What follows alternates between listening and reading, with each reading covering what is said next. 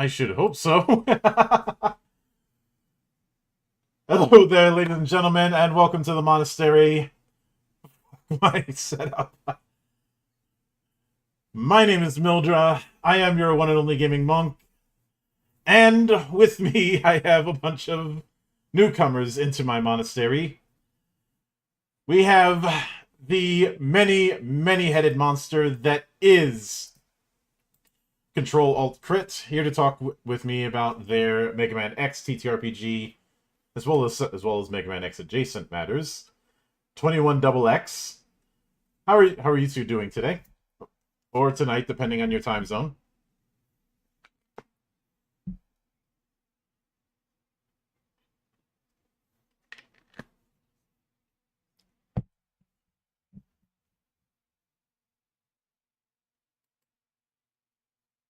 No, I'm Central as well. Mm-hmm.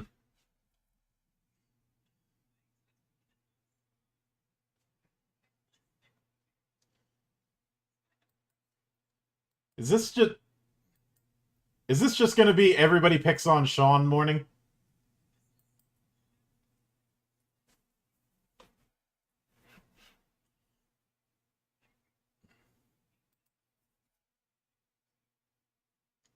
And apparently they can't hear you for some reason. Give me a minute. Give me a minute. And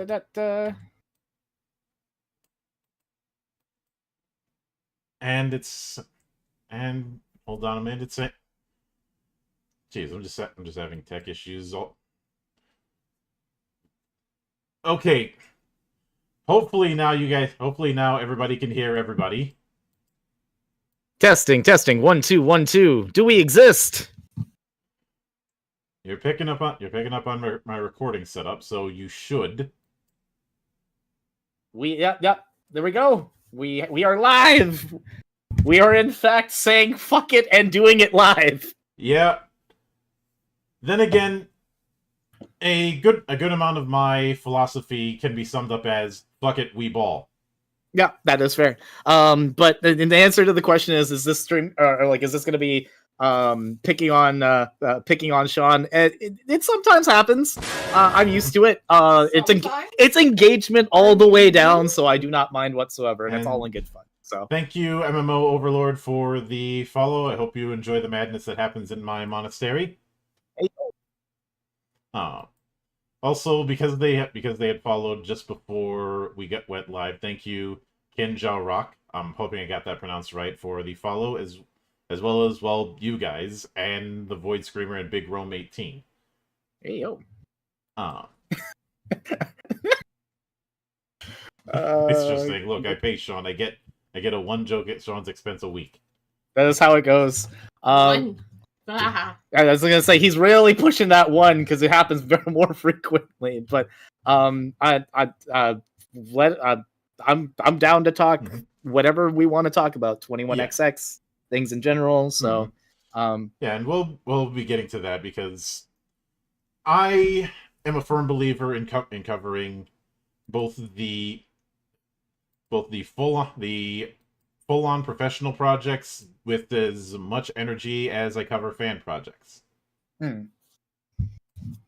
And one of the traditions around here, aside from the drinking, of course, and yes, monks do drink, look it up. Some of them even brew their own beer, is the humble beginnings, in a sense. And because of the subject matter, I think we got to take this two ways. So I'd like to get your introduction to role-playing games first and what made it stick, and then I'll get to the other part of that. Sure. Do you want just me specifically, or like the collective group as a whole, just kind of where we were at? The collective group, but since you're the leader, quote unquote, I suppose you'd have to go first because one, you have to set an example. Yes, you do. Yeah. And second, if things go wrong, remember, everything is your fault. 100%. Take it in stride. I'll actually, take this as a chance to both introduce myself and kind of talk about that as well.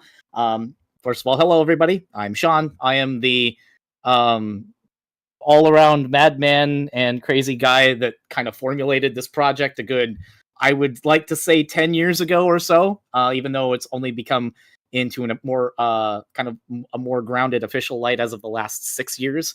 I as far as TTRPG, like my humble beginnings or where I began, I originally started with 2nd edition AD&D. It was kind of the one campaign that I got into that hooked me was a Planescape campaign, which is not the ideal thing to initially get yourself into. It is there's a lot of moving parts there. It's entirely metaphysical. It pushes a lot of boundaries, kind of beyond the like what your normal tropes are, at least as far as the old D&D game goes. And that's kind of what hooked me. I've read a variety of read and ran a variety of tabletop games in the last 20 plus years, but the last 6 years as a whole has basically all been encompassed and consumed by the development of 21XX. I am more than just a forever DM. I am a forever developer now. So you know how that goes. Yes, I do. I can relate. But yeah, no, I've been able to build a lot of interesting connections over these last several years, meet a lot of interesting people, and some of that is also the group that I'm around here with today, including the person that I'm gonna introduce immediately to my left, who you can't see on, wouldn't be on the chat, but she's next to me. My lovely wife. Please introduce yourself. I am the wife. Hello, wife. You said it wrong. You meant my wife. Oh God, no. Anyways, yes, my name's Autumn, and Sean was actually my introduction to any kind of TTRPGs. Really? You do like to tell me this pretty often, so I'm going with it. Oh, well, I can't. I sometimes I forget. It's been a long time. So yeah, well, we met in high school. TTRPGs were involved. Also, dressing rooms. Yeah, we've known each other for about 17 years. Dressing rooms. What, were you a couple of theater brats or something? Yes, and as a matter of fact, we were. I knew it. I was not only the head of the choir, I was also like one of the like theater leads for a while. But when I met her, I was just starting out. So I was the president of the drama club in college. So yeah, there you go. Mm-hmm. We hooked up after high school and then fell out for a bit, then hooked back up about a good 8 years ago. Yeah. Mm-hmm. And we've been the Cntrl-Alt-Crit collaboration was basically initially the two of us. We were the starting business partners that got everything underway, and this whole community has been kind of the aftermath of that little that conversation that we had, the one that we're gonna make it all work, hell or high water. Well, how did I say it? I don't remember how I said it. Something. This is me streaking naked down the block to make sure that this happens. Yeah, something about that. I don't remember. It was a long time ago. Hey, it worked for Archimedes, right? But anyways, yeah, he introduced me to both robot making and TTRPGs. Oh, yeah, that's fair. So you were not a Megaman fan until we kind of got into honest, it. I wasn't even a video gamer. Yeah. Like, my experience was limited to watching some video games being played in college. And then after college, I think I played Halo. Like twice. So despite this, given the intensive time that we spent in the last however many years knowing each other, Autumn, while I am the project lead of 21XX, Autumn is our stage design lead and one of our module developers. So we kind of all work in close proximity in conjunction with each other. So I know who to blame if the party wipes. It's always going to be Sean. It's always going to be me. Always gonna. He likes wiping his parties. I like tricking my parties. We have very different design philosophies when it comes to developing modules, but a lot of it, and we'll probably get to it kind of more talking about like the the whole of like the adaptation process, because not everything is developed equal or in the same vein or facet as the games themselves. But having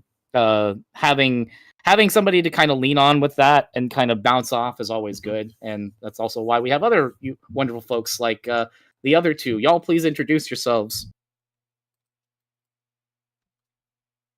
Don't all run at once. Well, I was kind of letting Ronan take the lead there because he's definitely higher in the pecking order than I am. But since he gave me an opportunity, I will talk to hear myself talk. Hi, I'm Kinji. I am one of the operators on the server, and I also help kind of play test material and help work through a lot of things. I have kind of an extensive background in TTRPGs in general, building and developing and playing for probably a little over 30 years, and been active in the community for a number of years now. And I just kind of keep doing stuff. And I've run several things, and I end up being the convention caretaker a lot of the times, and we have a good time. You do end up being con dad more often than not. This is true. That has so many different meanings. and all of them true.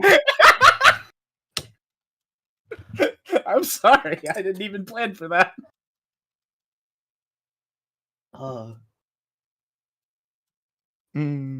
Does Ronan exist? Schrodinger's Ronan? That's the question he asks himself almost daily. Yeah. I think I'm beginning to understand who is the Abbot and who is the Costello in all of this. Ayo. Although, maybe it should be more akin to the Three Stooges than Abbott and Costello. You know, between myself, Sean, and Autumn, I can kind of see that. Mm-hmm. A little bit, yeah. I could feel that. Mm-hmm. I'm here for it. I mean, I'd call myself Curly, but that's beside the point. Mm-hmm. I call Shep. You gone first in high school. Oh, yeah, Shep's good too. Yep. Yeah. But anyways, I'm Ronan. Mm-hmm. I am probably the most recent addition to this team. As far as RPGs, I've been playing since about 3.5, rolling through a few different things like Shadowrun and Cyberpunk, and even more recently the Stargate RPG.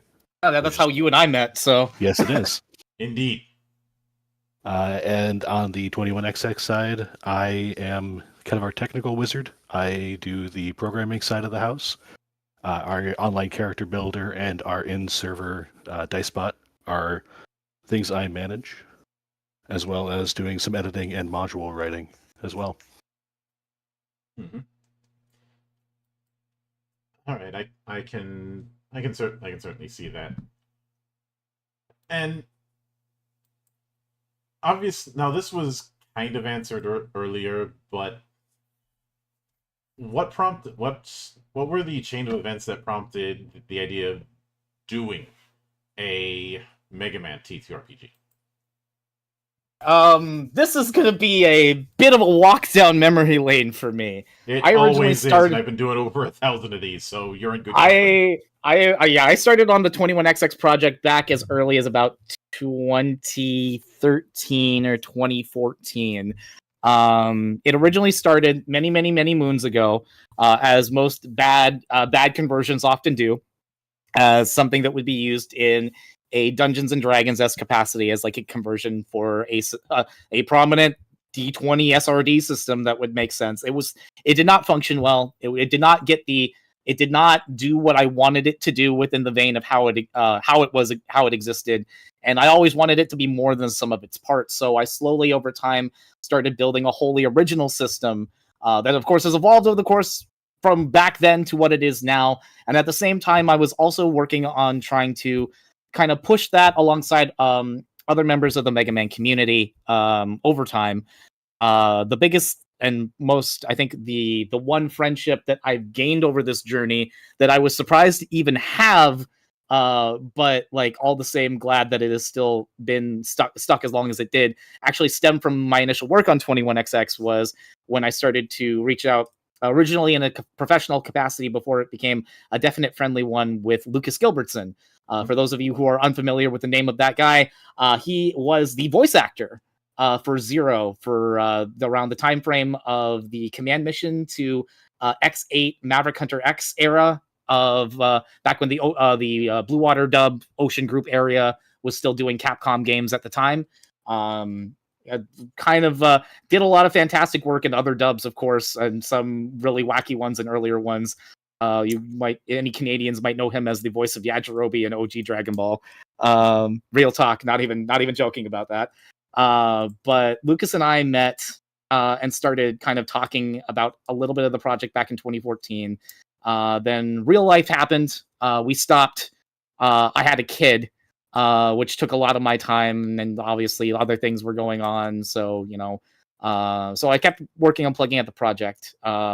Ultimately, what kind of got me engrossed with the concept of wanting to do 21XX is I know there are a lot of games out, a lot of adaptations of popular games and formats that exist. This was kind of before the big what if this game was also a TTRPG or board game boom that a lot of games have now.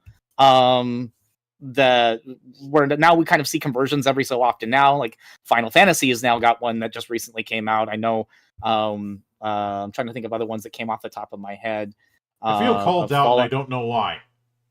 Fallout has other ones out there now. There's so many other adaptations that exist that use pre-existing systems almost to their detriment. So what I chose to set out to do with 21XX is I wanted to make a wholly different system that would basically function on the merits of the Mega Man franchise as a whole. It would use the groundwork of what makes the games what they are to kind of flourish into something entirely different. Mm-hmm. While there are certain mechanics that may be similar in 21XX to other TTRPGs, there is not another game that functions mechanically, I think, like it.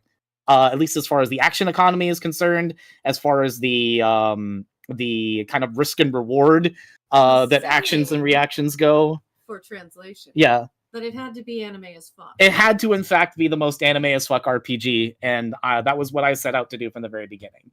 I think some of that has still attributed well from the kind of iterative changes we've made to it. It's not anywhere near as crazy as it used to be in pre-alpha, but it is certainly still a pretty wild time. But yeah, no, I just wanted to see it exist. I wanted it to be out there. I wanted people to be able to explore the Mega Man franchise in a way, in a different layer that nobody would have kind of done before, because it's ripe for like good storytelling when done right. And there's a lot of great material that I could only see like people like me just seethe over the prospect of being able to use against their players or be able to craft unique stories out of. Notice he says against the players. Yeah, against the players. I know how it is. We twist knives. That's what we do. But like I wanted a game that kind of it was more than just fitting a niche. It was providing a new world for people to explore. And that's kind of what I've hoped to set out. I hope I'm doing a good job with that. So but yeah. I'm sorry for taking the floor on that one. Worries, I can get that. And when you mention, I will note that I know it seems like a boom, but the idea of adapting IP into TTRPGs is not as newfangled as some people think. I mean, there was a Dallas TTRPG a long time ago. Oh yeah, no, like Ghostbusters / Star Wars / Raiders of the Lost Ark. Like, TSR took a crack at Indiana Jones once, and everyone wishes they didn't, given what that turned out to be. Yeah. There of course, Marvel and DC have had a very interesting history with role-playing games over the years, of course. Yeah. And same thing goes for Macross / Robotech.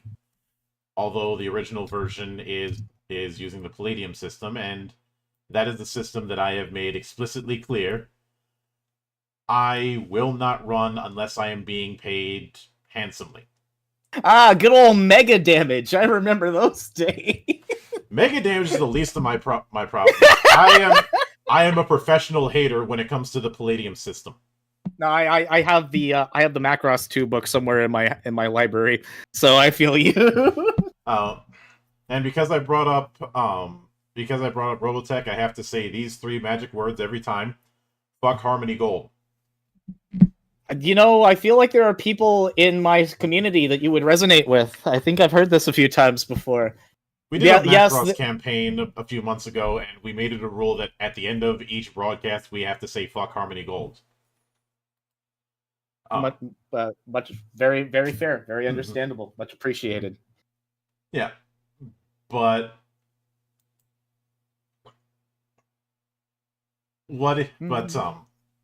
I think. And I think it's more the fact that part of the other reason I say this is nothing new is, and this is one of those things that you're not supposed to think about, according to some. A lot of the stuff that would become standard in something like D&D was not because of some grand design that Gygax and Artisan had. They just threw in stuff that they happen to be fans of. Like, I hear a lot of people talk about how there's this certain way that the game was intended to play, and then I think of what Gygax and Artisan actually said about their game. They're like, fuck it, house rule if you need to. We house rule our own shit. And, you know, look at... I dare anyone listening to this to look me in the eye and tell me that the Barbarian class, even in its olden days, is not just a carbon copy of Conan.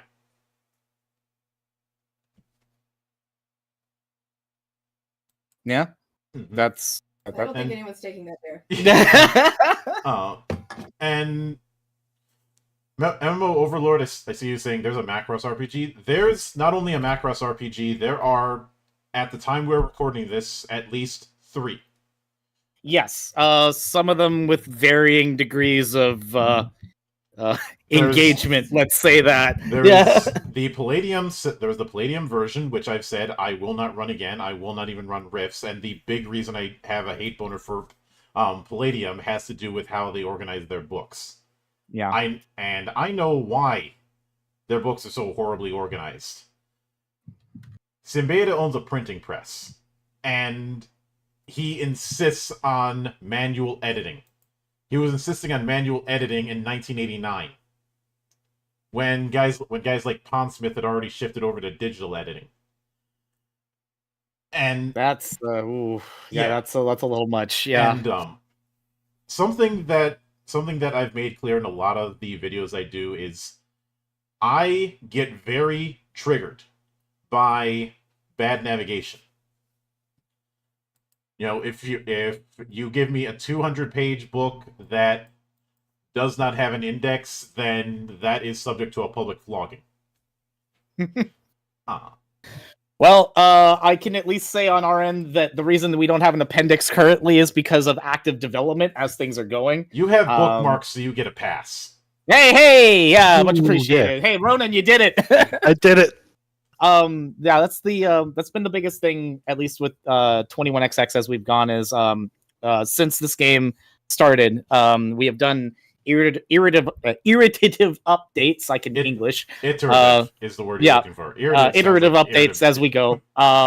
As far as versions from our pre-alpha and kind of like before public foundation material to the as we have it currently public foundation guide from version 0.1. We are currently now at version 0.6 with our most recent update actually happening as I was still sick. I was still working on it and finishing it up while I was dead to the world last week. Or a little over last week. But each update provides balancing changes that are usually needed, new additions little by little to aspects of the gameplay in its basic form, and more importantly, just kind of keeps the gameplay a little bit tighter each time we work with it, adding more for players to engage with and more for newcomers to kind of sink into. Not only do we do updates to the foundation guide itself, We also do updates on the 21XX Builder website,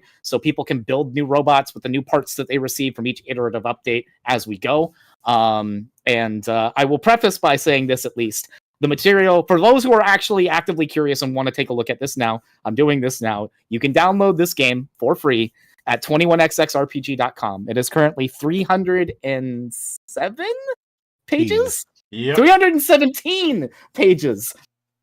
Content that only is 3 games worth, specifically Mega Man 1, Mega Man X1, and Mega Man Extreme, with a few extra sprinkles thrown in. Mhm. It is a lot of content for only 3 games worth of material, and we can talk more on like where the other stuff of that goes and what we're doing as far as other material. But like each iteration that we make is intended to eventually provide an engaging and kind of encompassing starting point where both players and operators can literally build an intensive, well-structured world. Mhm. And then if they really want to sink into the later games, the later parts of the timeline, we have other things that can help get you covered. Yeah. But one of the things I wanted from the very beginning was like, here's your out of the box, like, you got this, now what do I want to do with it going forward, sort of thing. I always wanted the Foundation Guide to be intensive, but just enough that people are be like, okay, what else do we got? Because there's still a few things that we hold back on intentionally, because the games don't stop at 1; they got to keep going from there. And 21XX, while it does have the Mega Man X preface, is intended to be an era-spanning TTRPG. Not only do we have content from the classic era and, of course, the Mega Man X 21XX era, we also have content that we're actively developing in the Zero era, ZX era, Legends era, Battle Network era, and Star Force era, respectively, with a few extras and other kind of weird ones as we got it. We've got Rockman crossover, a couple of extra nods from Onimusha and Street Fighter, and dare I say, we may actually have a fun little stream on April Fools happening this year, where we'll be teasing some old 90s jank, as it were. Do we have any fans of the Ruby Spears cartoon in the chat right now? It's funny you mentioned that, given how apparently that whole cartoon has made its way to Japanese. Oh yeah, I'm YouTube. aware. They just got the 2nd season. Yeah. I was talking to a person that lives in Japan, and they were like, I just discovered that this exists. I need you to explain what the fuck this is to me. I mostly know of it as the series that is one of the many reasons that people question the sanity of Scott McNeil, because he was playing Dr. Wily and Proto Man in that. Yeah, meaning talking to each other. Yeah, he even said at a panel once that whenever one of those scenes would come up, everybody would just leave the booth and go out and get coffee and just leave him in there. While he's doing a whole scene by himself. I was gonna say that was another that was still like, even just going back to it, that was a Canadian dub, because we had like Ian James Corlett, we had Gary Chalk, like those are like massive like Canadian dub names in that series, and like. I like Gary Chalk. I feel kind of bad that he got put in a no-win scenario with that whole Sonic Underground BS. I was gonna say also rip to him, because I believe he recently passed away as well. Yeah. So like, but yeah, no, we are all collective fans of the franchise. We're not just particularly just beholden on just Mega Man or Mega Man X. Here's a bit of a hard note. This might be a bit of a one-shot. Okay, Do gotcha. you think it'd be possible to use this to do a one-shot themed around the Proto Man? Oh, you mean like the album specifically? Yeah. Like kind of like the overall story. I mean, if an operator wants to take time to put it down, I could see it. I could absolutely see it. I mean, again, there's nothing specifically beholden in the Foundation Guide. Like, as you kind of mentioned before, like, people homebrew shit all the time. Even creators of prominent systems will say, hey, we homebrew stuff too. Go ahead and do it. The Foundation Guide specifies that content that is in the book is primarily used as a guideline. You can go ahead and take what you've got, take what looks good, and use the rest. Do what you want with the rest of it at your own discretion. In fact, the term "at the operator's discretion" is used. It's my favorite. It's my favorite knife to twist in my players, because there's a little bit of that in the book, where the operator is able, or GM basically, is able to make choices to affect the story in a way that the players have to be able to respond to. But yeah, the system is made for creativity. It's made for kind of establishing, both for players and those who are developing it, developing loadouts or interesting encounters that make the game engaging.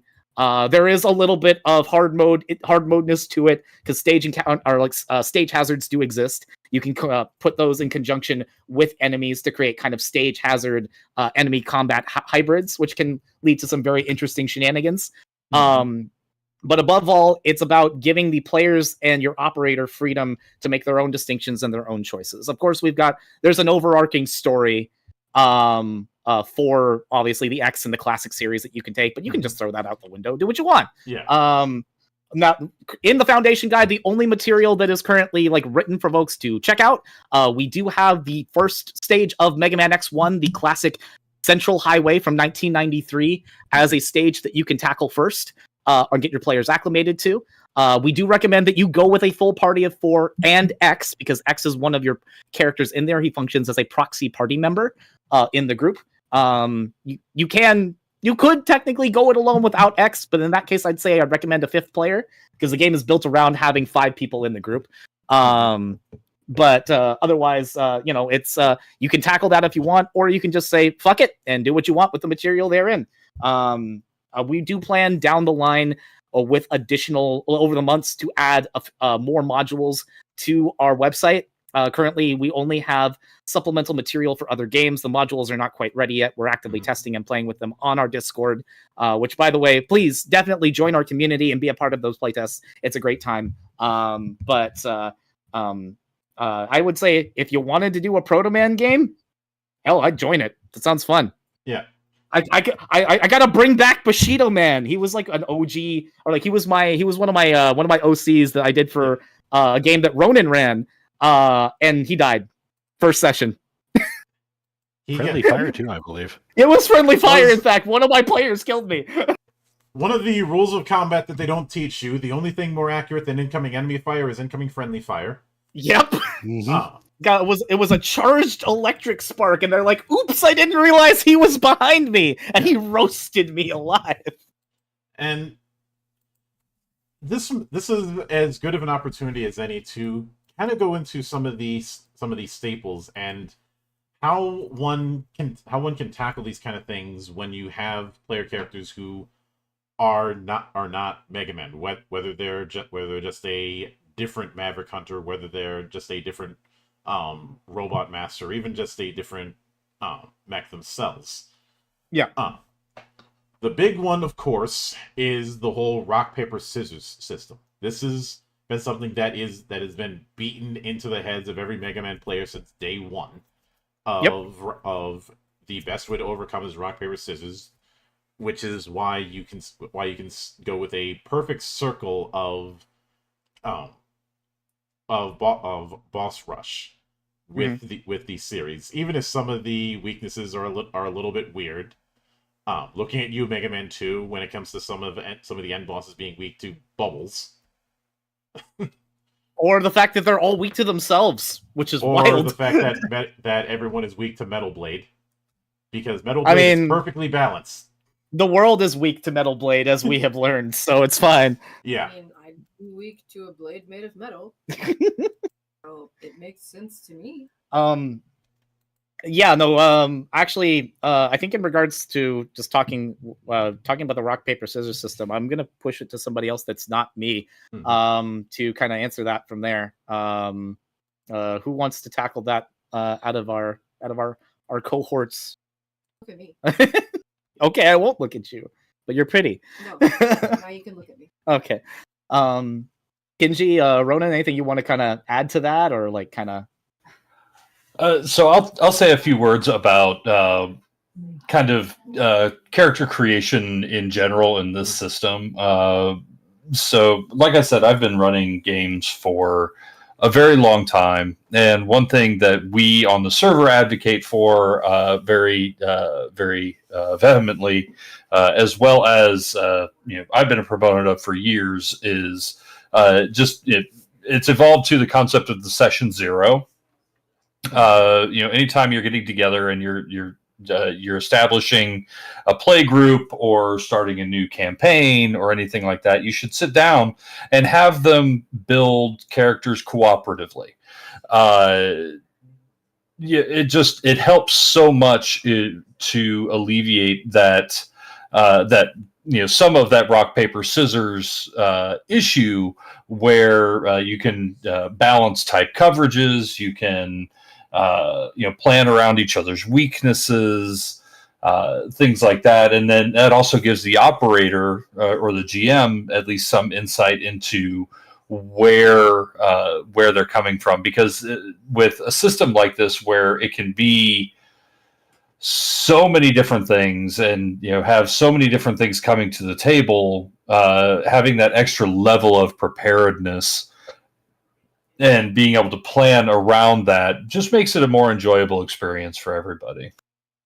I do think also being aware of your damage types and what they're capable of doing is very helpful in the system. In 21XX, there are effectively 12 element types. If you don't include the basic ones of like physical and plasma, which are considered basic damage types, like something is going to generally do physical or generally do plasma, or it's going to be part of one of the element types that they have. Sometimes plasma can get thrown in on top of it based on the type of weapon that they use. But each of the 12 elements that exist have effectively 2 counters against them and 2 resistances that they have. Generally, one of the 2 resistances being itself on top of something else. So there is the rock paper scissors system that is generally part of the Rockman / Megaman series.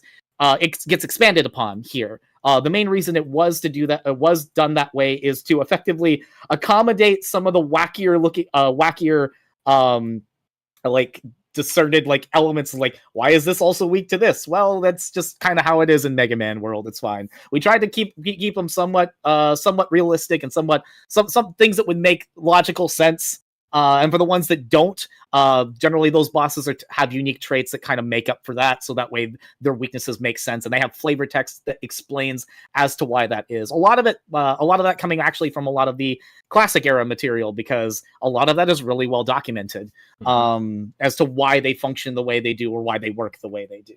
A lot of that as well. 21XX uses while it functions under its own kind of expanded or broadened like canon.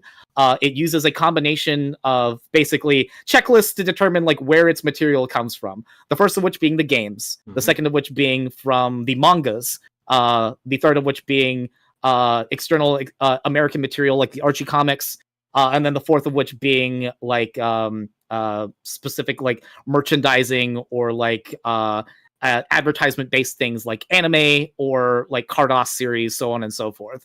So like material that is established mostly in Japan rather than the United States. That's another reason why for those who are fans out there of the X series, we do have Mega Missions content coming, so please be on the lookout for that later, probably if not this year then by next year.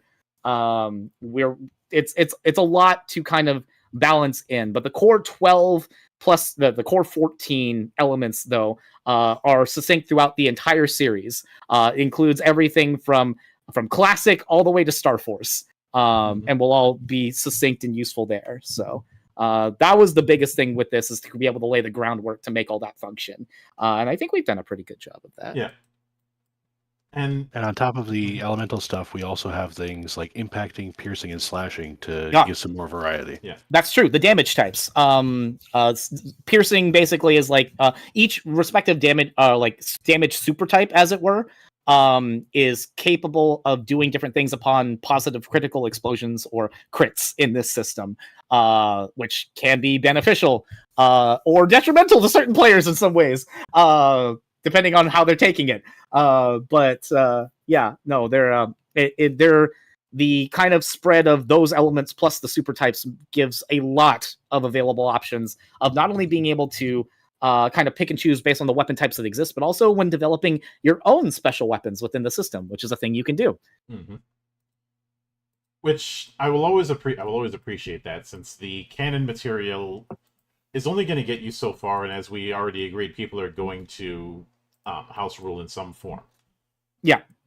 And I think one of the other things to kind of tackle, because it was originally a one-off type, and then it's evolved in the years since. Let's talk a bit about armor. You know, the different armor types that you see, especially in the X series. Yep. That's something that people are going to want to bring into their games in one form or another. So, how exactly would one do that, and is that something you guys account for in some of the material? Oh, the armor specifically. Mm-hmm. We when it comes to character creation within 21XX, there's a variety of different parts, straight down from your circuits all the ways down to your armor, legs, so on and so, like all your parts are basically there piece by piece. When it comes to like more of the unique aspects of like some of the wackier abilities that certain armors can perform and do within the confines of the Mega Man X games, if they're not inherently tied to very unique pieces that generally some of the NPCs have, they are tied to, or they are brought to in the form of enhancements, mechanical enhancements that you can place on your characters. Like the classic ability being able to dash, or being able to use an item sensor, being able to hypercharge quickly or faster than you normally would. Having the ability to, jump or like jump further, or just get like all the general like classics or classic and X staples are there. Even down to like some of the older stuff like the energy balancer, the damage converter. You can mix and match a lot of material that does exist in the early classic and X eras within that. And as far as other material like extra armors and stuff, it only grows with more of the material that you work with. Within the Foundation Guide, we have a more digestible amount for folks to start with. Mm-hmm. But I know everyone else in this group can attest the sheer amount of extra content that's out there armor wise that people can mess around with too. It's a lot. But that means you can make literally anything you want. Well, I mean, there are still a few things here and there. Like obviously, there's one of the biggest things that we also is part of the 21XX RPG as well, which doesn't really get talked about, or that I'll cover with outside of the main robots. This system also allows you to play as humans, which sounds terrifying, and it should be. Humans are a wild addition to the Mega Man pantheon as things that you can play as. Obviously, around ZX, when the technology has evolved and they're kind of more biomechanical, they're a little bit easier to kind of work with. But in the current 20 Classic and X era, they're also playable. They have a variety of different equipment that they can use too that emulates aspects of the armor, but not exactly. It's actually kind of been somewhat nerfed as of 0.6. Because there was once a time in the before times that human armor was actually too good. We had to cut it down. They were tanking damage as much as the robot players were, and we collectively thought that was a bad design choice. So we have made that a little bit harder for them. Sorry, human players. Mm-hmm. But given the wide breadth that you have, because this is a very point-based affair when it comes to character creation. Yes. How do you address the issue of analysis paralysis, since that can happen when you're dealing with freeform care gen? My suggestion, because I do know that I do understand that there is a wide breadth of material in the book to look at, mm-hmm. And that it can be a lot for a first timer coming in, which is why I always say when it comes to those who are engaging or trying to get players in with 21XX, I know generally this game has spread predominantly through word of mouth, which I'm not upset about in the slightest. My big thing, especially for first timers coming in, is to not hesitate to engage with the larger community, engage with people who are familiar with it, and sit down as a whole, do those session zeros, do that, spend that time with folks who are familiar with it and can acclimate you to it and help you kind of dig in, because once you have built a 21XX character once, you know how to do it going forward. Even if the options seem particularly large to work with, it's a lot easier to follow through. We tried to make the point buy system specifically on the builder easier to follow, like making selections piece by piece, so you don't have to look at everything all at once, and you just kind of make your choices down from here's my race, here's my chassis, here's my circuit, so on and so forth, and just kind of go through it with there. But there is still a lot. I more than anything else, I am unlike Watsi, I believe in not restricting the freedom of choice. I want players to be able to engage with the material in any way that they see fit. And if they if it's daunting, the only thing I could, I guess, say with that is Try harder. no, I wouldn't say try harder. It'd be like to find a bunch of people that want to do it too. Let them learn along with you, or learn with them. Like, Try harder. yeah. Yeah. But yeah, no. I fully can admit it's a lot of material, but once you kind of sit down and work with it, and then have at least had your first shot at it, it becomes a lot easier from there. As most character creation systems often are. So, and that's the main reason why we focus on an easier creation form through the builder, which a lot of TTRPGs. Let us be real. There are a lot of TTRPGs that do not have this feature. It is not something that is inherently out there, actively engaged with. I mean, obviously, the big hitters like D&D Beyond are out there. Cyberpunk Red has their own. I looked at D&D Beyond at one point, and this just before the OGL bullshit happened a few years ago. Yeah. And one of the things that was a deal breaker there was they allow you to homebrew, but you can't homebrew whole classes at most subclasses, which was no. I'm not paying a fee just to have a GIMP dance version of what I'm already doing.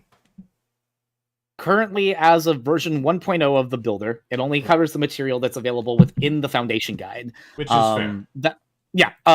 And that's the game's in active development. The material that we use for the supplements are also used to help kind of fund and keep the development of the game actively going. We do, and I'll push this towards Ronan's end because he can speak more about this than I can. We do have planned updates for the builder in the future to kind of expand on it in a completely different way. If you would absolutely take those reins for me. Yeah, of course. Right now, the builder, as Sean was saying, is focusing on the Foundation Guide content. With our new release of 0.6, it has all the updates for that built in there as well. It also has a feature when you're done building your character, you can export that to a form-fillable PDF. Take that with you wherever you go. Use your PDF viewer of choice. Mm-hmm. Some of the upgrades that are planned are things that will let it live in your browser, be more of a digital character sheet you can maintain there, as well as a more visually streamlined part selection process. Yeah, that's all I'm going to speak to it as of right now. Those are very much in development features. There's a kind of the broader strokes of what we're planning on focusing on for the future. To make it more actively engaging or viewable, kind of require a greater expansion on the builder, as it were. Mm-hmm. Granted, this builder did not exist until about a year ago, so we're currently building with it as we are. But we're constantly improving, constantly changing, and constantly making sure that we put as many quality of life updates as we can for players, because this is a labor of love more than anything else, and we want other people to be able to enjoy it too. Mm-hmm. Yeah, I can get that. And within game mechanics, I've often talked about the concept of all roads lead to Rome. Since the late 80s, early 90s, a lot of games have had this idea of a primary resolution mechanic that everything kind of ties to directly or indirectly, hence the name. Mm-hmm. When it comes to 21XX, what is the Rome in that case? What sort of die setup do you have as the most common form of resolution?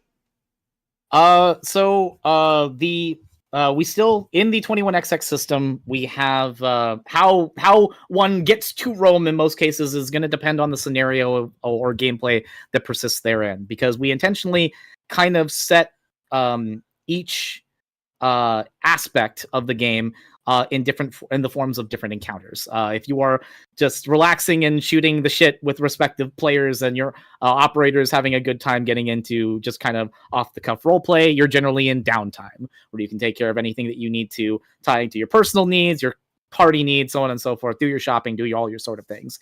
If things are getting a little bit more heated on one-on-one conversation, or perhaps a group resolution that needs to be done from in the form of dialogue or certain aspects of, like, you get one shot, don't blow it sort of situations, you'll basically set yourself in a narrative encounter.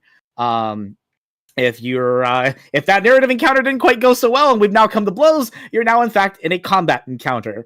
Combat encounter, of course, they gets a little bit more involved with the system itself, or like the die rolls within the system. Sometimes there can be stage hazards to offset narrative encounters instead, or you can have the stage hazards be in conjunction with other encounters, as it were, not just necessarily combat, to make things more engaging or more interesting from there, depending on how the stage hazard is written.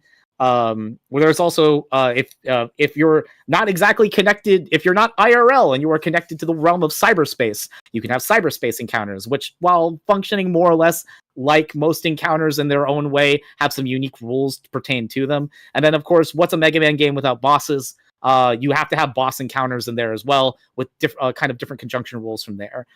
Using 21XX basically relies on D4s, D6s, D8s, D10s, and D12s. Game kind of raised or dropped using a unique kind of a setup defined skill system. Sometimes basically various weapon types or anything like that have the variable dice as far as they go, and uses an exploding dice system. However, unlike most games where the exploding dice kind of stop at 1, we don't do that. So generally you have an as long as you keep rolling. Yeah, it keeps blowing up as long as you keep rolling. With 21XX, you have an untrained die, which is generally like kind of a luck die. Mm-hmm. Sometimes you can increase or increase or remove the untrained die depending on certain conditions that are met, like certain weapons or special weapons parts, so on and so forth, that like kind of change the flow of whether or not the untrained die are used. But the untrained die is usually always there, and whatever like standard skill rolls or attack rolls you do. And then you have the main die, either like it's a main designated skill die based on how well you are set up in your skill, or like whatever weapon you're currently using, what the die is currently set to there. Mm-hmm. And that is the number that can explode. If you reach a top number, for example, you roll a d6 and you roll a 6, you have initiated a positive critical explosion, and you can roll again. If you get something in the middle between 1 or 6, then there's your number. If you happen to roll a 1 on that said d6, for example, it is a negative critical explosion. And yes, there can be roller coasters where you can have bounce backs of die continually canceling each other out. It is part of the anime as hype like aspect of the system. We want to have some highs and lows on both like the skill ceiling, on attacks, on damage, and the explosions can happen on the damage die as well with a lot of your weapons. So yes, you can have a negative explosion on damage. That is true. But a lot of those rolls are again within like the kind of the mode of play, the kind of the step-by-step aspect of like how combat goes. Is there anything that I missed as far as like important die rolls or anything like that? Anything that you guys would specify? Kinji, you've been doing operating for a while. Anything that you think I should kind of preface that with, or? So you might also mention that combat is primarily driven by contested roles. Yes, this is true. Basically, attack dice versus evasion, or some type of skill check versus another skill check, or so on and so forth.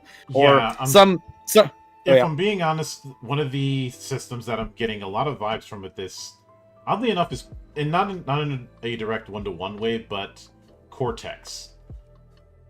Especially like Cortex Plus. I haven't delved too much into Cortex Prime yet, so I don't know the major differences there. But the big reason I say that is it sounds like there's an emphasis on contested rolls and an emphasis on die sizes rather than raw numbers.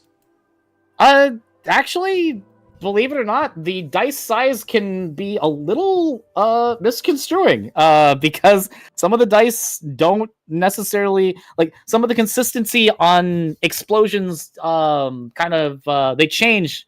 They're a lot more consistent, honestly, with the lower dice than they are with the higher ones.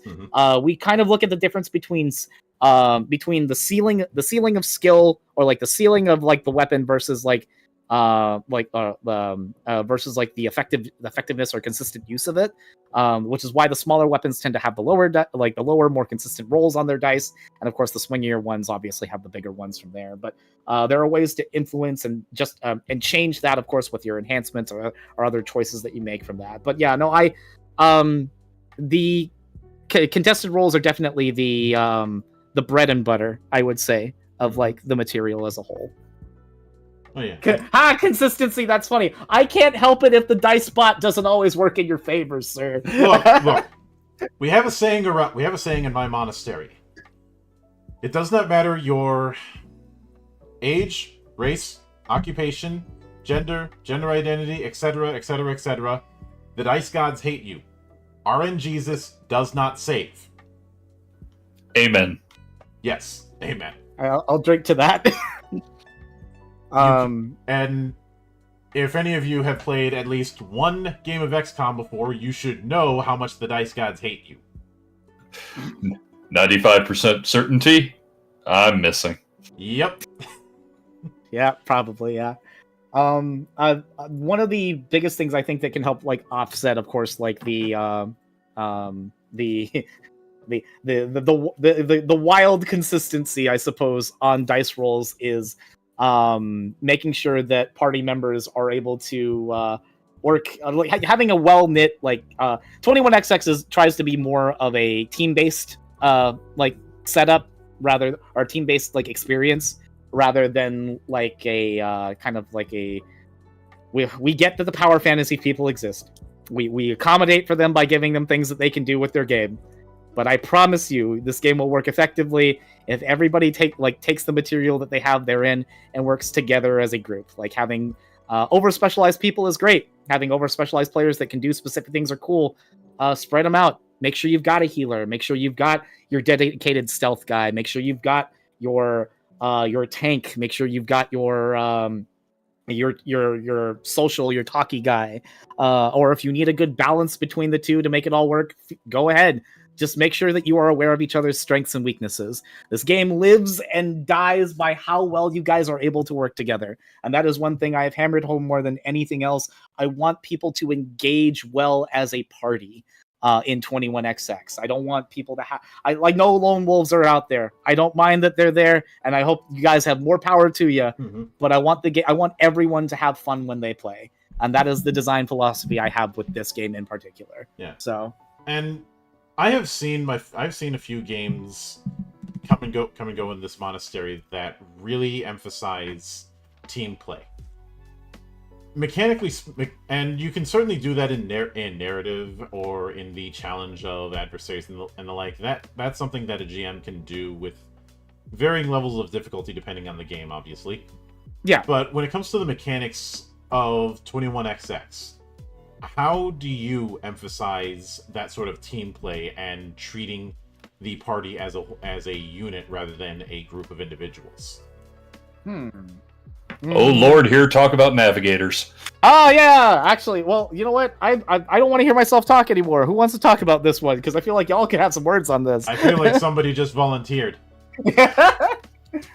Oh man, so so building a party. So one of the easiest ways to do that is through the faction system, which is done during character creation. It predefines roles for individuals to an extent, functioning somewhat similar to like backgrounds in D&D, but providing a little bit more structure as primarily operating through the Maverick Hunter Association and having your dedicated role in what is a standing army, essentially. But outside of that, when operating as a unit, you are dispatched to go and do things. But there is a role that can be taken by a player that is the navigator. The navigator is a player role that is not with the party, generally speaking. They are back at Maverick Hunter HQ, and they have the ability to do a lot of things and influence, outcomes on the battlefield, and do different manipulations and things, which and can act almost as like a field commander, which has led to some very interesting scenarios, especially also when the navigator's out in the field with them. Yep.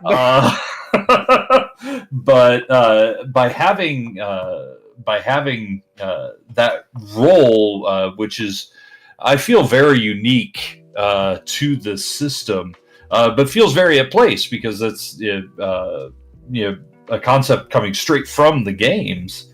But I haven't experienced anything like it in any other RPGs that I've played. Mhm. I like how I see you over there, Burst in chat. Navigators thrive on creative thinking. It is true. They because of how their navigation technique is written, they can do a lot of interesting things and engage in the way with the operator that not a lot of players can do necessarily based on kind of how they're set. But there's a lot of other factions that can that also have their own unique twists. Like there's a variety of both freelance, Maverick Hunter, and then of course Maverick faction stuff in the classic 21XX are in the 21XX era. Currently, as far as if you're doing stuff in the classic era, there's only stuff pertaining to Dr. Light or Dr. Wily. That's just kind of on the basis of like what the focus is right now. It's kind of on the X series as a whole. But of course the option is there if you want to still start and do like a wacky kind of classic era based game. Maybe still add the freelance ones in there because they can still technically be used in that engagement or in that way. But having each faction has basically their own kind of predefined abilities in the form of various techniques, sometimes equipment that they have that no other faction can get. And they also have access to different vendors that other party members may not necessarily have. You could be in a group with like 2 hunters, a freelance, like maybe like a freelance like cyberspace hacker or something, and like a maverick criminal.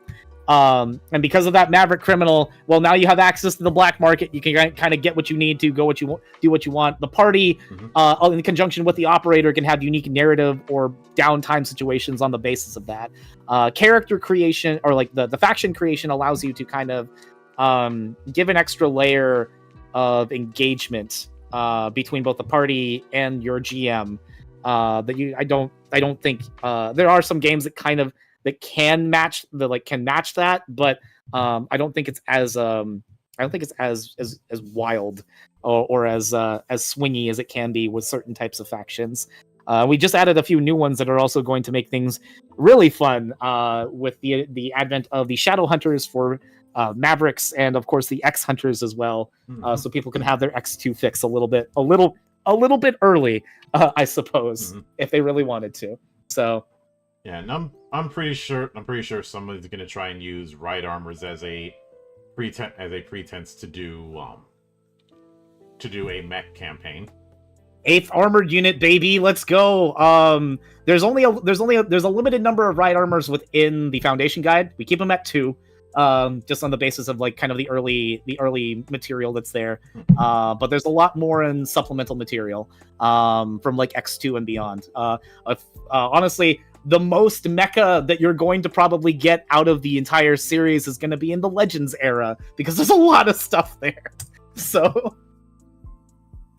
yeah, I could definitely see that. And obviously with Legends, you had one of the big things you had with that was the full customizable Buster. But because you're going in this semi-point-based affair, that kind of answers that question.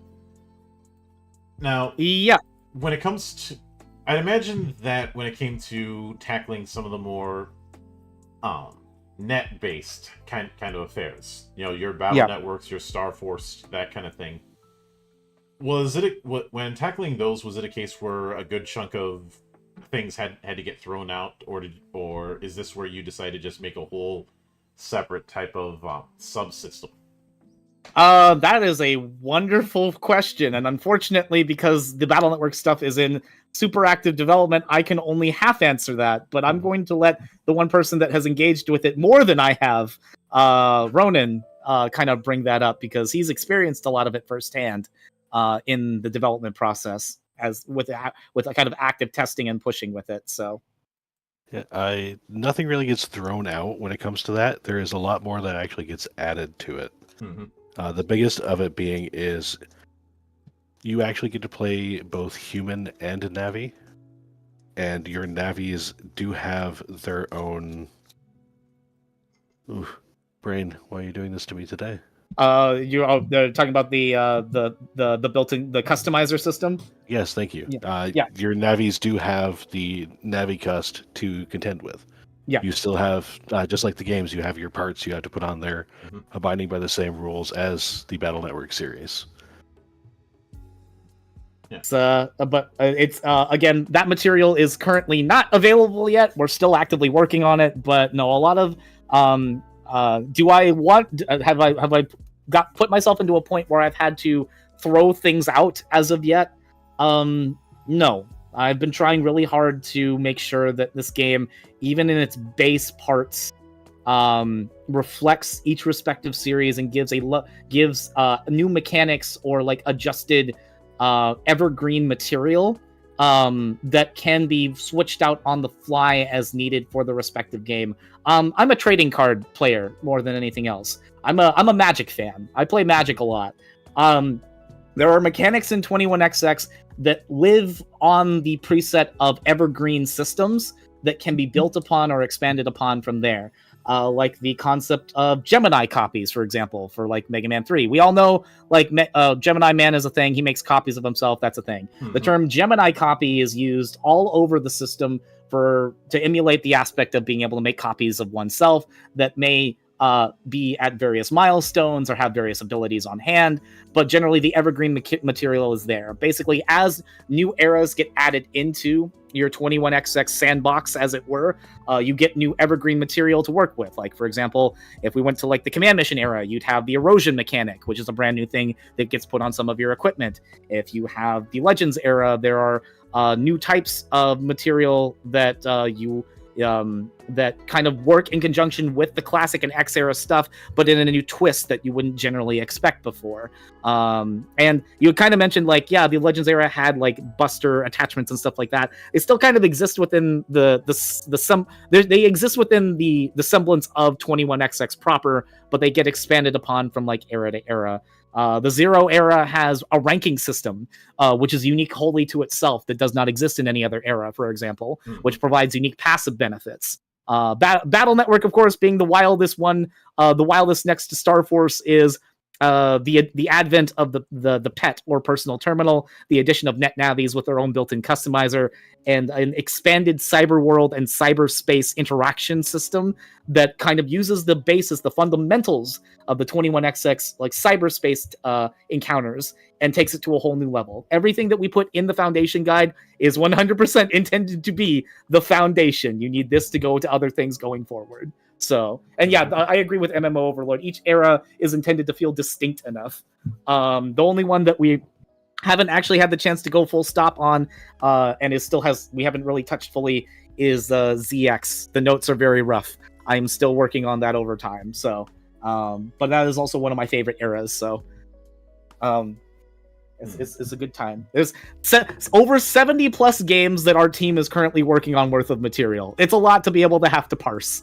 And a lot of it is a lot of what we focus on also currently is on the basis of fan engagement and like engagement of the series.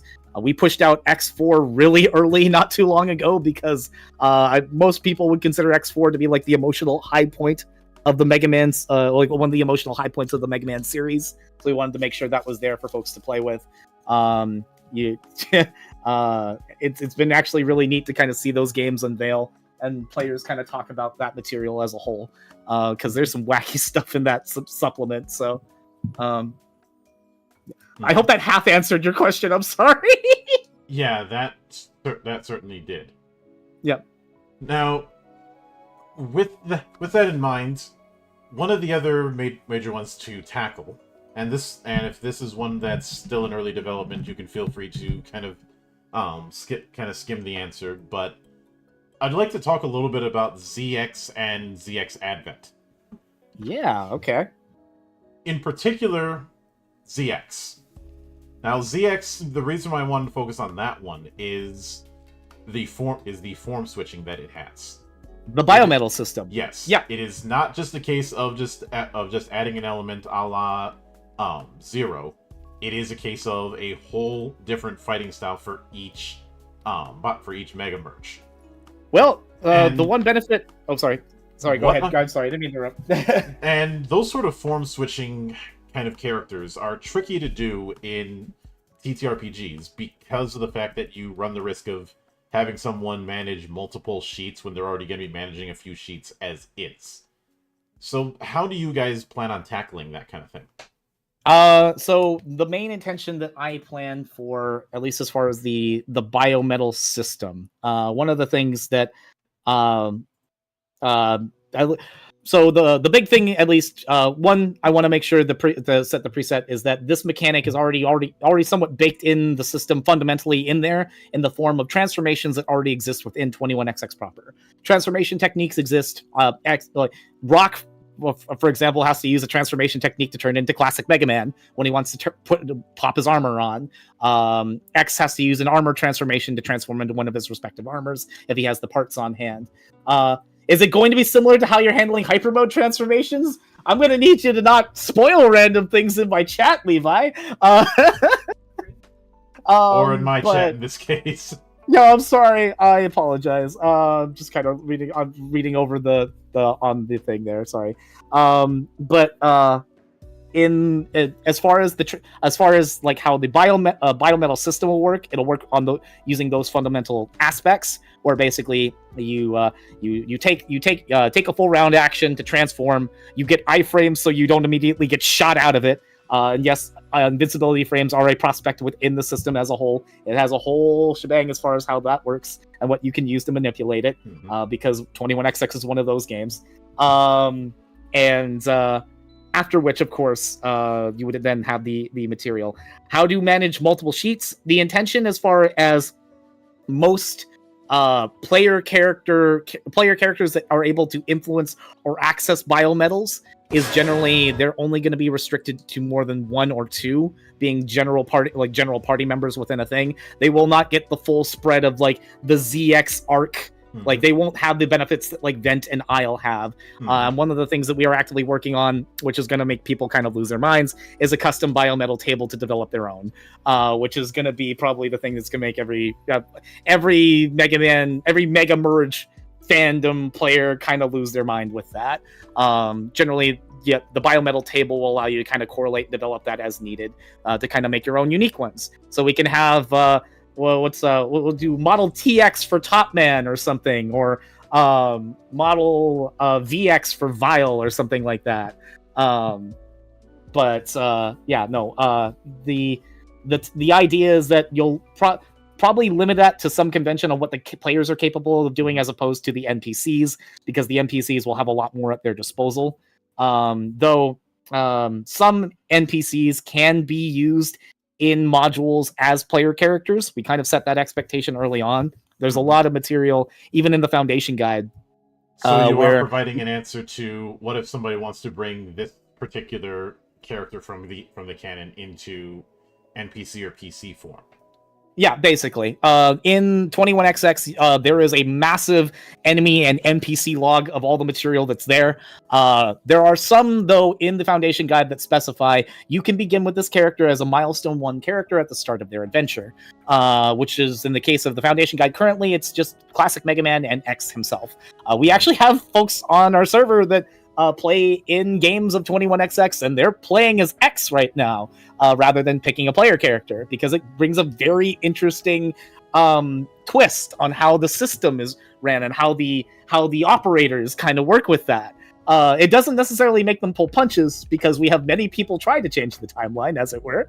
But it provides an extra layer and gives people the chance to kind of fill a different pair of shoes that they normally wouldn't. With the aspect of like certain protagonists in later games, I can already admit that Rock Volnut from the Legends series already is playable in the same vein. Yeah. Each of the, if we go into time travel shenanigans with Rockman crossover, all of the overmodels, the time traveling Maverick Hunters that basically are the time patrol of the Mega Man series as a whole, they all can be characters that you can play as in the system. And that's a whole new layer of shenanigans. So there's a few others that I'm curious about how they would handle. Yeah. So I suppose one of the big ones to cover, since he's on the damn cover, is is how Zero evolved different from X as the series went on. Especially once it really starts emphasizing him using moves almost like a fighting game character, almost a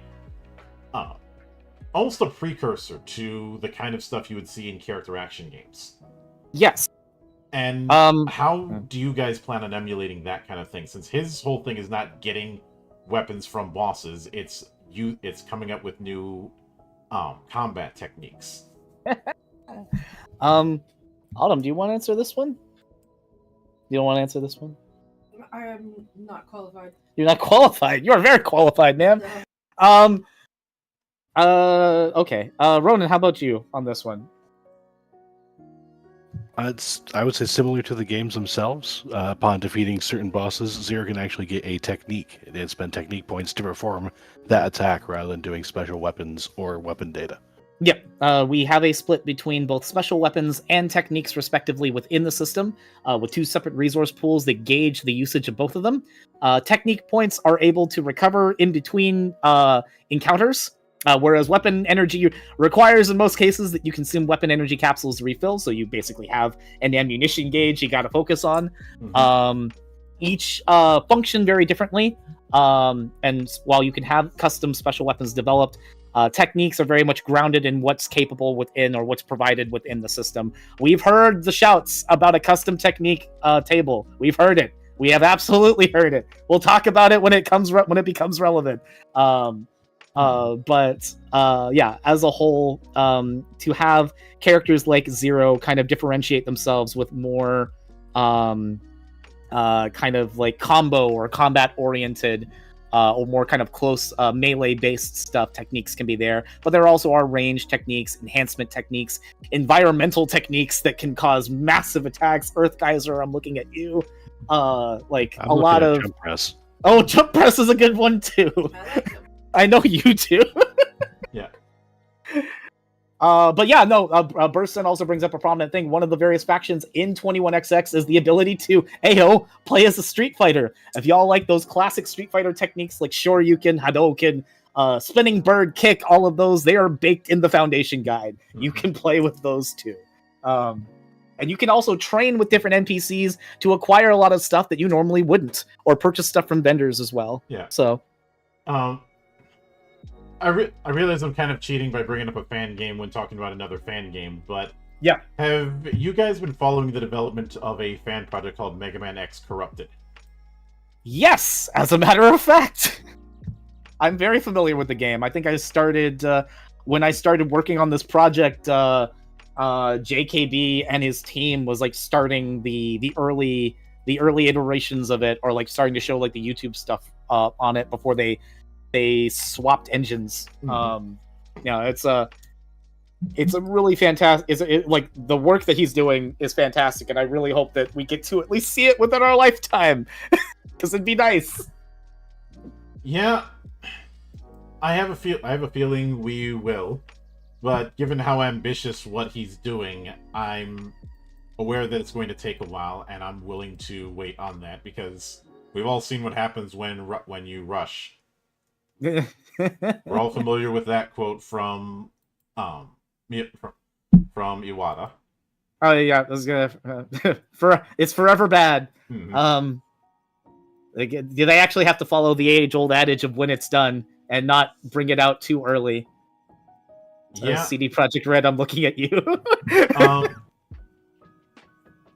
As tempting as it would be for me to throw that shade at CD Projekt Red, I will once again throw shade at Wizards of the Coast, because I will always throw shade at Wizards of the Coast because they throw shade back at me.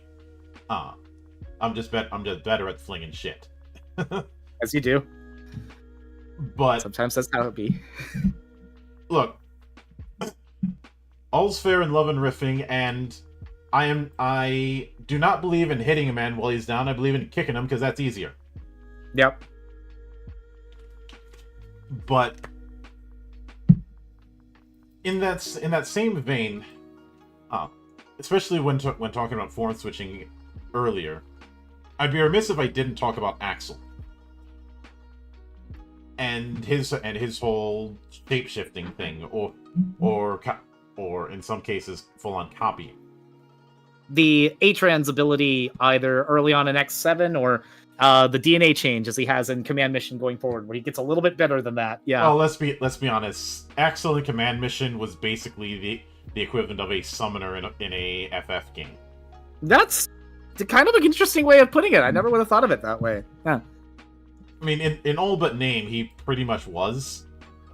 I love that every time I play in a subscriber game with Axel, he is always considered. Yeah, there we go. Axel is the druid of the party.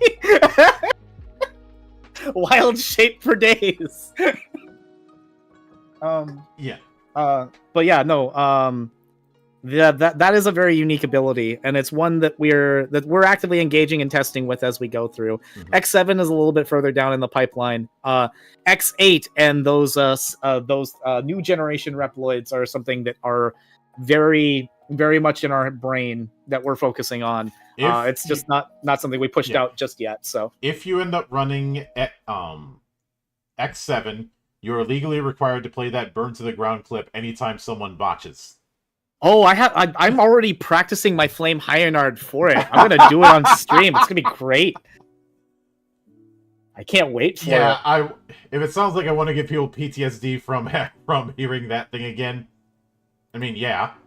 Fun fact: the person who voices Flame Hyenard in X7 is also the same person who voices X in X7. So let that rot your brain a little bit. Rip Sean's vocal cords.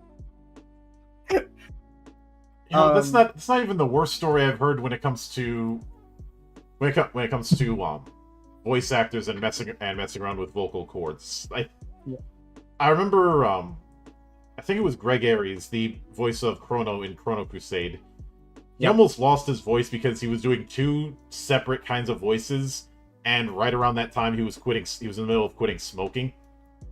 So it really screwed with him. And the other is the guy who played Violator in the live-action Spawn. In order to get that voice, he ended up eating slugs. It was... The things we do for our craft are... Rip to Sean Schemmel, who spent 4 hours in a booth screaming until he passed out. There's that. There is Morikawa, the seiyuu for Sephiroth and a bunch of other characters, most infamously D-Boy in Tekkaman Blade, which was his first role, and he broke the mic twice. Damn, that's actually kind of impressive knowing how that goes. Mm-hmm. I need more tokusatsu character builds in my 21XX.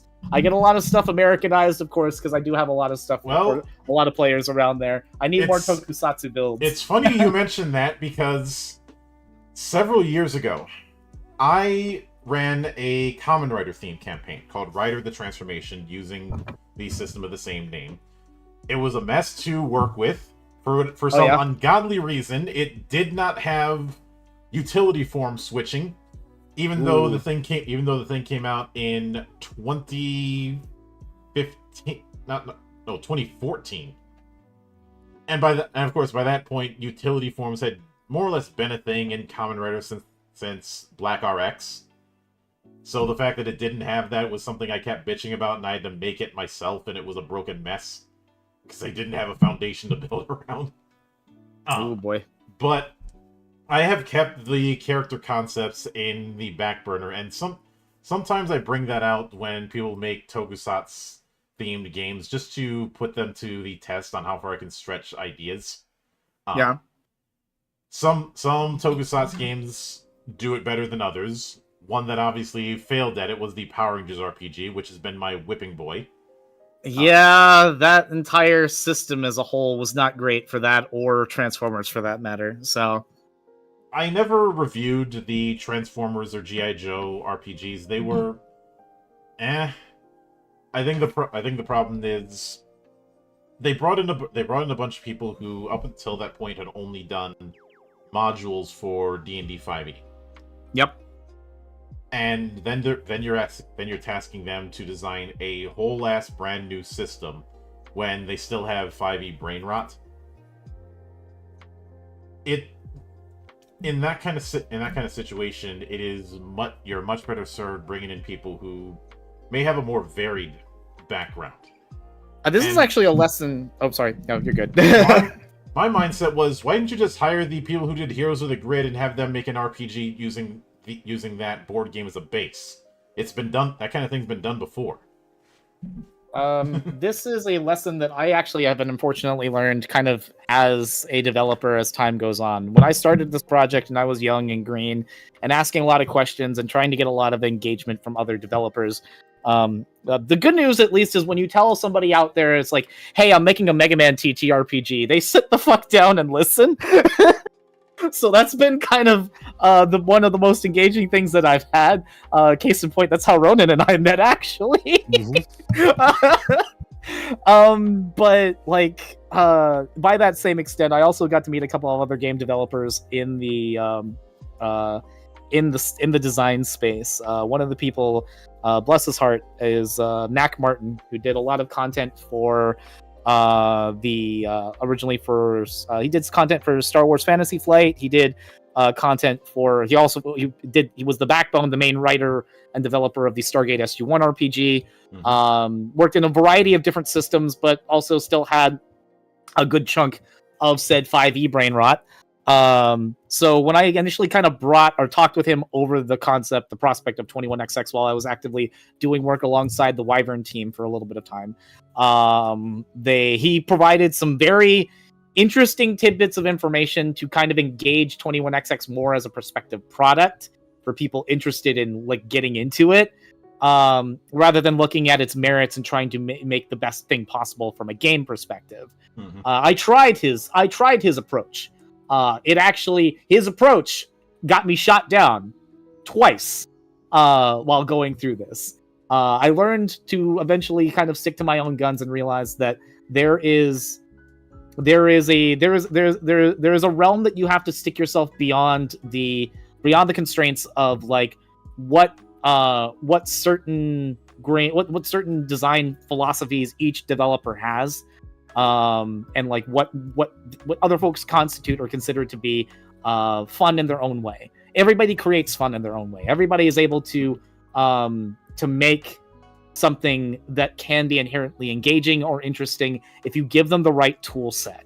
I learned to throw out what I was given and actually kind of follow my own gut, follow my own choices, and work with the people that I knew that were actually going to flourish that, rather than just like rather than like kind of be like, yeah, but I'm all for criticism, I'm all for engagement, I'm all for constructive like feedback to build the game to be the best thing that it is. That's why we're 6 iterations in on the Foundation Guide, and the game is nothing like what it originally is, and is fundamentally much better because of it.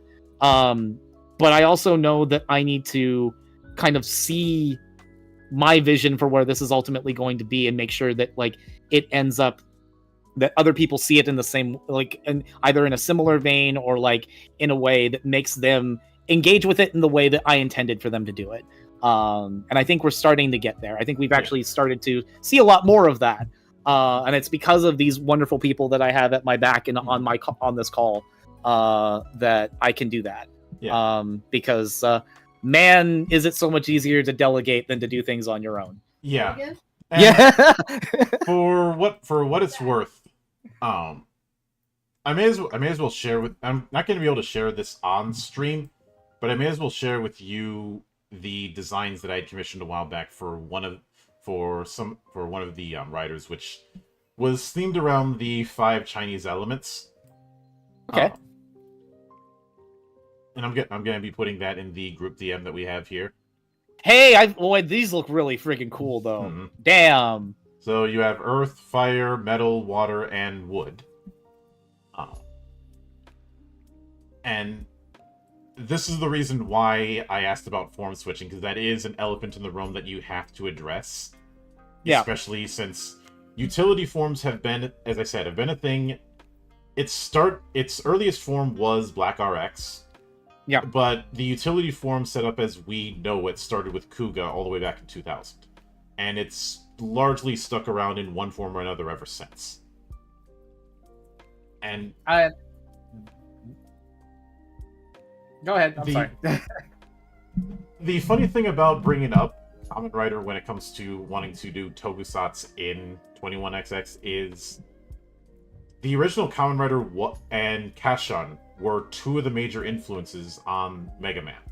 Yeah, 100%. Yeah, like I know a lot of people primarily focus on Mighty Atom / Astro Boy, but like Kashan actually 100% is like a huge like there's a reason Rush exists. There's a reason Frienders exist in the games themselves too. Mm-hmm. Like no, in like tokusatsu is like part of Mega Man's lifeblood. I honestly think more so actually in the X and Zero eras more than anything else, if I'm being honest. I could see that, especially since one of the big iconic things regarding even the original Kamen Rider was the whole idea of the double riders, which was something that was born out of a kind of accident. Because midway through the original Kamen Rider, Fujioka, the actor for Takashi Hongo, got himself injured in a motorcycle accident. Oof. And this was right in the middle of production, so they needed to do something to fill it in. So they put in the whole story of, he's all fighting Shocker abroad, and Ichimonji steps in to take his place until Hiroshi was able to come back, and thus you end up getting the double riders. And in the years since, you had some that were mostly solo in the Showa era, but then when you get to the Heisei era, you start, especially with Agito, you start to have this idea of secondary and tertiary characters who are writers. Obviously, something like Ryuki, it just explodes into a bunch of them, but it's still focused. But Ryuki, even with all of the ones that are in there, the story is largely still focused on Shinji and Ren. Ryuki and Knight. So there's usually that kind of rule of 2 of a primary and secondary. Yeah. I think in the grand scheme of like how we want like transformations to be as a whole in 21XX, our intention is to make them special. So a lot of NPCs currently have like the bigger focus on that now. That's mainly just with the Foundation Guide. I think as time goes on and the advent of more material, like for example the adapters for the classic era characters, because eventually Mega Man and Base get adapters. Why would not have that technology still be available for other characters? Yeah. Or like again, prolonged elemental based transformations or new transformations. The over models in the Rockman crossover stuff have their own transformations where they transform into different forms. Those are slowly being trickled out as time goes on. And then of course the ability to completely change your form in the form of the Zero era with elemental chips like the Thunder Chip, Flame Chip, Ice Chip, so on and so forth. Ways where you can engage that on your own rather than having full-on straight up like transformation phases. More layers to that. The biggest thing, of course, being the ZX down the line, and that is something that we definitely want to focus on. But Yeah. transformations are something that are part of what make Mega Man what it is, and it's definitely something that we'll definitely continue to flourish with. You'll just get to see bits and pieces of how X can do it at this point with his armors, and how Rock does it into Mega Man as well. Yeah. There's technically a few other transformations. What's the one I'm thinking of? Is it the aquatic humanoids? Are yeah, where they have aquatic form where they can transform into their mermaid form, basically, or their fish form. There's always ball mode. There's always the Baldivoos. That's right, the little balls with legs. They have ball mode. It is considered a transformation. They get their badass henshin moment, and they just roll into a fucking ball. Speaking of transformations, just to put this to the test and see how far the concept can be stretched. I will admit I am a bit curious how one might handle the transformation setup that you see in the Tokusatsu series called Garo. Oh, wait, hold on. Let me look this up. This is the big thing with Garo, which is far more horror-leaning than, say, Kamen Rider or Super Sentai, because it wasn't made for Sunday morning television. Aside from the transformation being somewhat dangerous, it only lasts for 99 seconds. It only lasts safely for 99 seconds. Oh, okay. So basically, there's kind of a risk or reward to that. I feel like you can fundamentally probably make something like, or you can fundamentally within the system, the way we would probably set this. Let me work with this in my brain. Mm-hmm. Still has the full round either mobility or lucidity action to probably perform the full transformation. You get iframes while you have your cool henshin moment as well. More than likely, you would safely be able to use this material. Probably a number of combat rounds equal to your milestone. It's probably a safe one we generally do. You got a couple of free turns of that. If you continue to keep the effect on for a prolonged period of time, it'll probably do damage to your resource pools. If you want it to be particularly detrimental, we do have stuff in later aspects of the system, which we haven't shown off yet, that do permanent damage to resource pools. Oh, I'm sure people in the chat are going to be like, "Oh God, no, absolutely not." But there could Risk be reward, aspects of that risk and reward. Yeah, that's definitely something that can still. There are ways you could emulate that based on material that we've already done in the background. How dare? Yeah, I don't want to hear about it. I will dare. Yeah, necrotic damage exists in 5e. This is the same damn thing. Don't you complain. Yeah, permanent. I didn't stutter. Like I said, risk reward, and that would fit when it comes to something like Garo, because the rule is if you end up staying in that armored form too long, you run the risk of going berserk and becoming what's known as a lost beast. I think within the confines of this system, we try to, obviously, the homebrew is always going to do what homebrew is going to do, but we do try to provide templates within the book that people can emulate or like make aspects of. So transformations are already there. Certain other evergreen mechanics are already there. So if an operator really wants to go down that path or make something consistently with their friends, they absolutely can.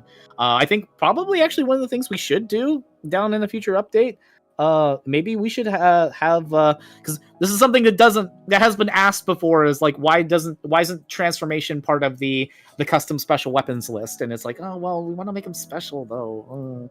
Could be something that we might consider adding down the line, because with our special weapon creation rubric, there's a set of predefined rules and predefined things that are there, but it does say ultimately like you can create alongside your operator. You have the power to be able to create whatever is within the realm of your imagination, as long as you were able to A, make it work mechanically within the system, and B, your operator finds it balanced enough for gameplay.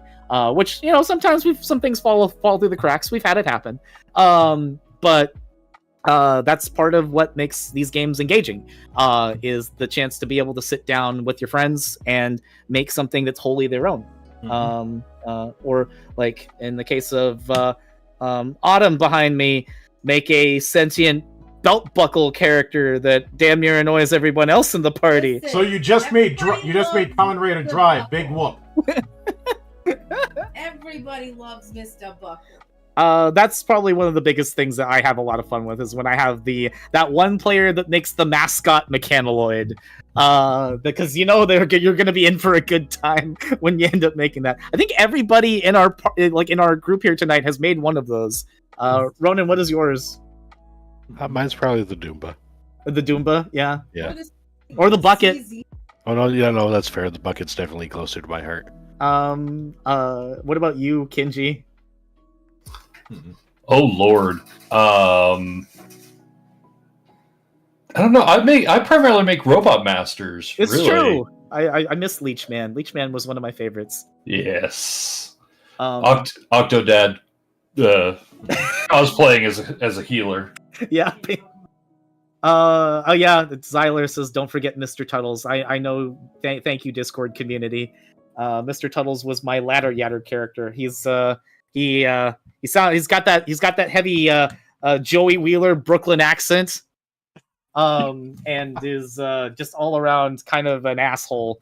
But man, does he have a heart of gold at least? So, but yeah, no, we've all made pieces of like wacky characters that do wacky things, and sometimes your operator requires a little bit of know-how on what you're going to do to manipulate and mess with that, and the custom weapon system can be there for that.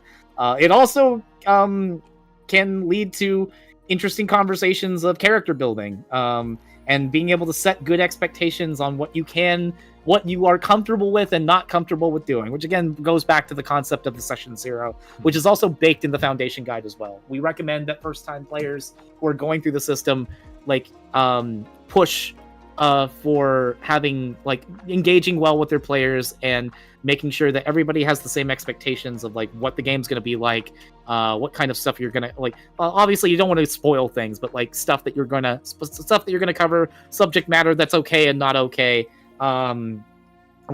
making sure that everybody's as comfortable as they are engaged and ultimately having fun, because that's what these games are for. They're storytelling tools for us to have fun.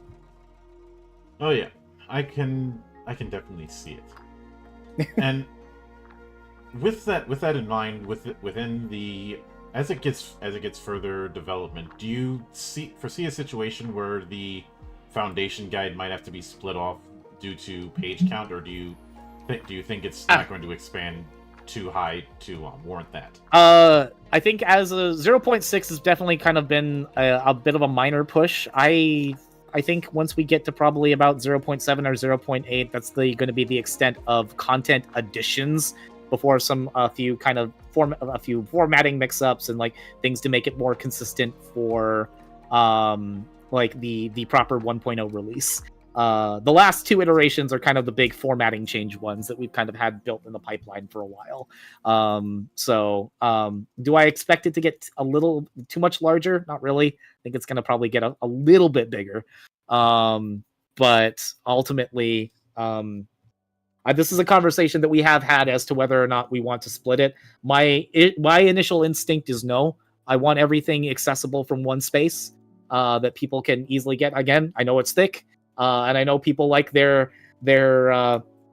DMGs and their monster manuals, but I also want an all-encompassing space where when people want to be like, I want to play 21XX, they've got the book. Here's 21XX. Mm-hmm. Anything else past that, they can go for the other supplements. Yeah.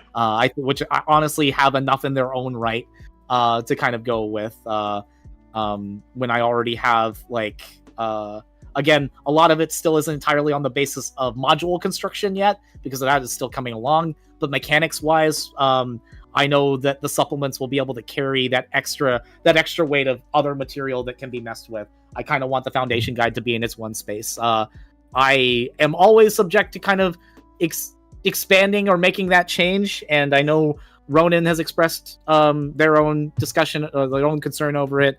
I know Autumn and I have bounced back and forth on it, but ultimately, I'm sticking to my guns. One big book, thick guide, yeah.